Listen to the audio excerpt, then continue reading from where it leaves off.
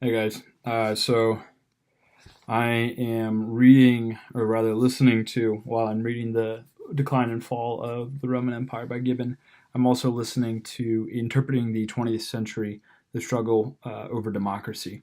And did mainly that today, read maybe like 50 pages of The Decline and Fall. But uh, from The Decline and Fall, I think the thing that stuck out to me the most was, and this is probably just due to how relevant it is because of the talks about immigration. Um, but um, Rome acquired so many fantastic people because of its, you wouldn't really call it immigration laws, since it was more of imperial expansion that then consumed these territories. Um, but it was through that expansion and the classification of eventually the foreigners as Romans, which was a novel and revolutionary idea, that they came to obtain Virgil, Horace, Cicero, Padua, Marius, and a number of fantastic others. And so, of course, that I think is relevant to our conversation around immigration today, because obviously the vast majority of us are originally immigrants at one time or another, and it was through the free exchange of persons. We might think of it economically as the proper allocation of resources, that is, people, into the United States that allow them to fully develop and fully utilize their talents. So the United States was great to the extent that its people were great, as is any organization. And so, what you want to do is you want to make sure that you attract the best people. And the United States has long been able to do that. Hopefully, we're able to continue that. Another thing that came up is in ancient Rome. It was, I think the quote was like, there was not like just there wasn't just an obligation, but a duty for private individuals to fund things for the public good. And this increasingly seems to me to be the right solution to things. You don't want a large, tyrannical, comprehensive government, which can become tyrannical. Rather, you want to minimize, yet at the same time, of course, you want public good. And I think that is how you can achieve that. You ensure that people are free, that the government plays a small role, but you have an ethos, a character of the nation that encourages, if not, it certainly doesn't demand, but strongly encourages um, beneficent works by private individuals, and not just large individuals, but uh, small single individuals who don't earn a lot, or people, or the lower income earners who can collectively um, provide more. For instance, there's obviously the big debate around healthcare. Should it be privatized? Should it be a single payer? And I'm always surprised as to why people feel as though they need to go through the government. Now, I understand there are certain advantages for a single healthcare provider, but there's absolutely nothing ever stopping people from freely and independently, or independently and then together collectively, pulling their funds to be able to provide healthcare to people. If little Timmy, who is the classic example given, is having surgery and he's going to die without the funds, we'll donate to little Timmy. There's nothing stopping him. I think what we've seen, which is poor, is that people look to the government to abscond from their responsibilities. And I think that is incredibly detrimental to the spirit of the age, to the public spirit that we talked about last time. And so, um, and especially if you think about who accumulates wealth, well, it's typically business people, or people who add a lot of value in a lot of systematic ways. Instead of a one-to-one relationship, they create systems. Um, Instead of putting in 1 hour of labor and getting out one unit of outcome, they create a system that will perpetually and increasingly and compoundingly create value.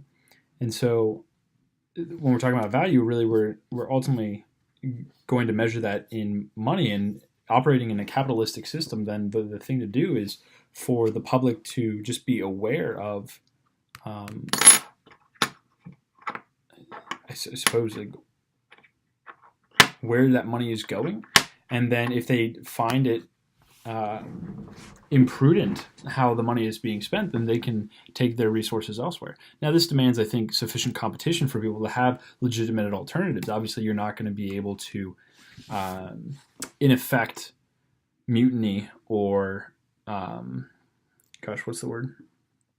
Boycott a certain industry or company if they have a stranglehold on an industry or on a product. And of course, this is where we're at odds with companies as individual consumers, is because obviously companies don't want competition because that inherently drives down prices. Companies want monopolies. That's really what you want. And so what do you do about that? Well, I think that is really the role of the government, is to ensure competition. I don't really think that government has much more of a role beyond the scope of protection and the ensuring of competition.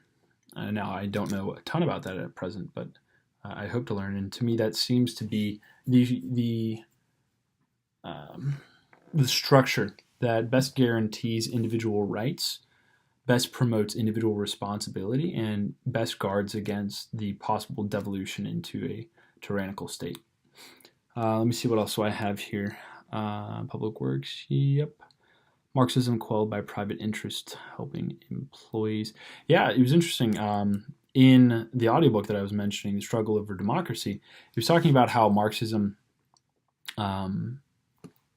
basically wanted to see a systematic overthrow of the bourgeoisie by the proletariat, and how as capitalism continued to evolve and take hold and develop and mature, that eventually these Marxist tendencies were eventually quelled, and people ended up not really wanting to overthrow capitalism. They just wanted better wages.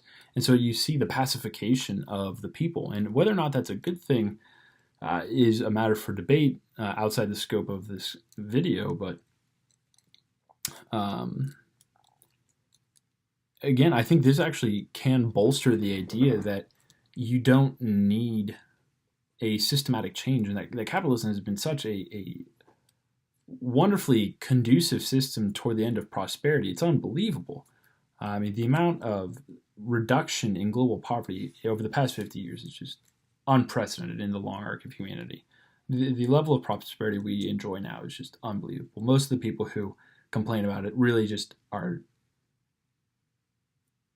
imbecilically comparing their standard to the wealthy. Wealthy is a relative term. In the long arc of humanity, we're all kings, seriously.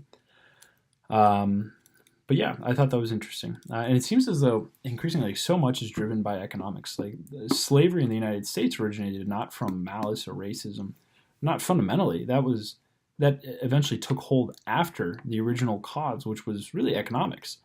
It isn't as though our forefathers hated anyone. I mean, that's why a number of African lords even sold their fellow Africans into slavery, was economics. People wanted to make money. People wanted to survive. And it was only after African Americans had assumed that subservient state terribly, horribly. It's obviously a blot on our record, a huge, disgusting blot on our record. But it was through economics that those things came. And so you have to wonder if it's not through economics that we might then be able to achieve so many recompenses, I suppose, or remedies for our current maladies that face us today. And if that might be the way to, you guess solve a lot of those problems. But then, of course, it carries with it the risk of, I suppose, negligence and ingratitude, and ultimately the moral decay of society, which is really, it seems, in part what led to the downfall of Rome. So I'm not sure. Yes, basically power rests in the consumer. And so if the consumer has access to capital as necessary, then the consumer will always be in charge of these corporations and of these wealthy individuals. And they really dominate the marketplace. I always hate when people blame businesses for X, Y, and Z. Like the Dakota Pipeline is a classic example. I don't really hate that situation. I'm not well informed enough, but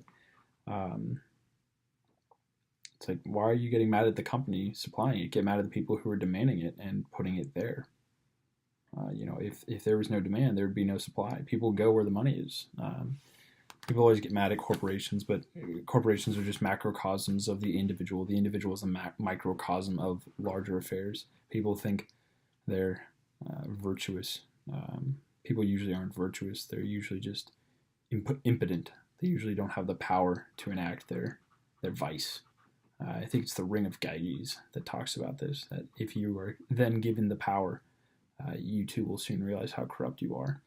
I think that is right. I think a lot of people use moral disdain for the wickedly powerful, the powerfully wicked, as a pretext for almost some jealousy, really, I think. And that might be a pessimistic view, but I think it's actually really at the bottom of a lot of people. You see a lot of malice and just vitriol, unmitigated too, and really disproportionate. There's a synthesis way. It's like people who fight on behalf of the proletariat. They don't really love the proletariat. They just hate the bourgeoisie. I don't know if that's entirely true, but it seems to be true. And I've seen some data to corroborate that, mainly in donation rates and amounts and things like that, that people who often hate the rich tend to actually donate the least. So they're not helping the poor guy, but they certainly are attacking the rich guy. And what is that except unmitigated jealousy, resentment?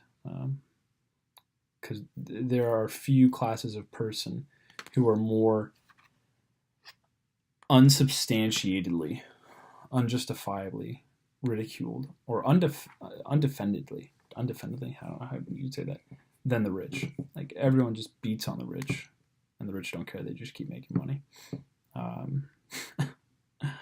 Let's see if I've got anything else.